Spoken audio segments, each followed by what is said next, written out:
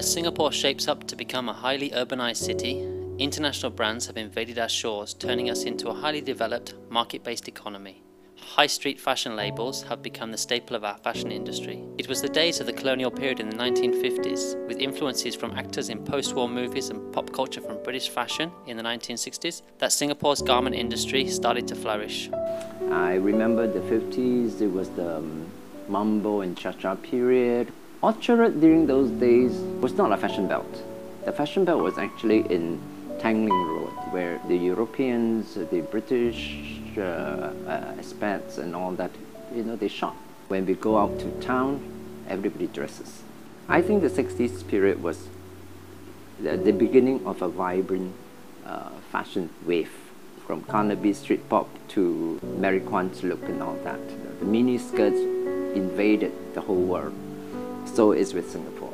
It is only after the 70s, when there are a lot of young designers contests and design competition, that people are aware of fashion designers and their work. People began to approve of fashion designers as I would say, a profession. Before we became a conglomerate of fashion labels today, the introduction of the rag trade sparked off a school of local designers who created a fashion scene collectively in Singapore and beyond. Singapore fashion during the 60s, 70s, 80s is so much easier to work. Not because we have a so-called fashion industry, but we built up a fashion industry. We made the fashion industry. The fashion designers works very closely with the fabric suppliers to get good fabrics, exclusive fabrics, to materialize their fantasies and their dreams and their creations. Today, I don't think there are many fabric suppliers around. There are only a sprinkle of little shops around Chinatown and in Arab Street area. In the 70s, I must say, we still have a lot of local tailors and local sewing ladies that sits at the sewing machines to do sewing. Because when a designer uses a pen and paper to sketch something, it has got to materialize. I am my own cutter. I am the person who makes my blueprint or the paper patterns on the block. But I still need a team of people whom I cultivate, I train, and these are the people who really made my clothes look good. After so many years, the young designers, I think they are in an ocean where they are pitting against strong waves, strong currents, meaning there are a lot of designers around. There are a lot of fashion labels around.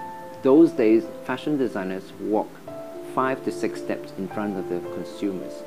But today's designers are walking the same pace as their consumers, because sometimes they let consumers dictate what they design and what they sell. So young designers today has got has got a very bitter battle. Oh, is it too late to tear your When they are in the real fashion world, they realize that it is tough. Yes, everything is tough. During my time, it is tough also. But as I say, how do you make it as a fashion designer is how much passion you have, how much you're willing to sacrifice, how much you're willing to tighten your belt to go through that lean period, to make it as a design. Just take your time. I wait for no one else until you're mine.